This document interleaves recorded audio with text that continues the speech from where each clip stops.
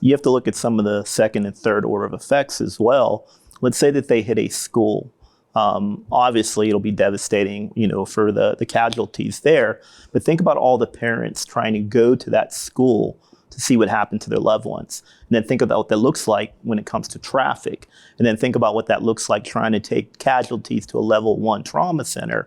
And you just start amplifying and multiplying all these second and third effects. And then amplify that across the country. And you talked about just infrastructure, right? Like the power grid.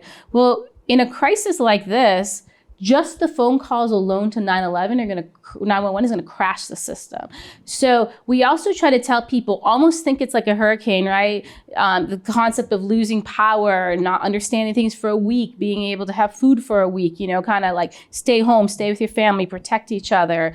Don't go out and explore. You could get in the way of people really trying to help someone. Also, what if it's not like the real 9/11? It goes the next day and the next day and the next day. Why would you put yourself at risk? So we just want people just to kind of like prepare to hunker down. And really the best way is to prepare like you would for a hurricane. I know you remember, but maybe some of your viewers don't remember because they're not old enough. But think about the DC snipers. Yes. People were scared to go to the grocery store. They were scared to go get gas. They were scared to do daily activities that they needed to sustain life. I do remember that. And when you think about all the disconnect that occurs in the psyche, COVID taught us that there's nothing people would not give up for toilet paper. They were really worried about that.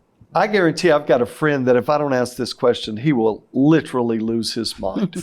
How? Because he knows, about your training and the things you've done. And so the question would be, how should law enforcement, how should civilians responsibly be training from that standpoint? How should they be preparing?